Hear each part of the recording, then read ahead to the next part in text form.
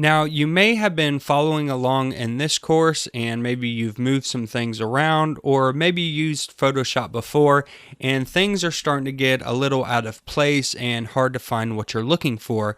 The first thing we want to do is let's go ahead and just reset Photoshop back to its default settings.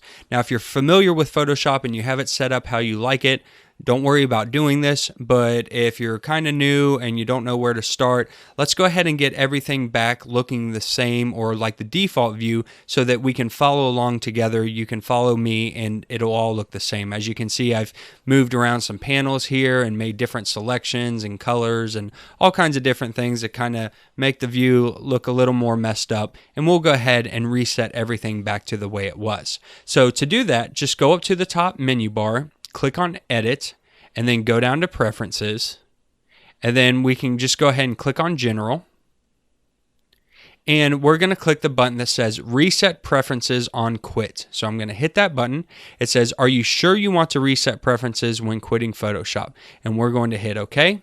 Now this is going to reset all of our preferences, even in the Preferences panel, back to their original settings. So anything that you've changed in here, you will need to change back. One reason why I want to do this is just to show you how to set up some of these things also. So I'm going to go ahead and click OK. And then we'll have to close Photoshop and reopen it for that to take effect. So go ahead and close out Photoshop and then bring it back up. Okay, when Photoshop reloads, you should see something similar to this. Now, depending on what time you view this course, it might look a little different, but I'm currently using Photoshop CC 2018, and this is currently the welcome screen that we get. So we've reset our preferences, and now it's showing that we have nothing here, even though I've opened up files before. It's all been reset to the default factory settings.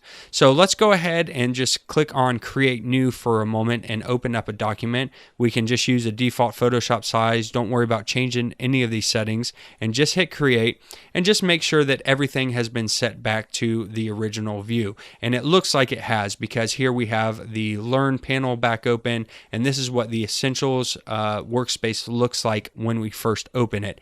If it doesn't look like this after you reset your preferences, just go up to the top and go to Window, then go down to Workspace and click Reset Essentials. And when you do, it will reset all of those panels for you. And now we are back to the default settings of Photoshop. Now we're going to go in and make some changes to some settings of preferences and things, but at least you and I are starting at the beginning and you can follow along and things should look pretty similar to this.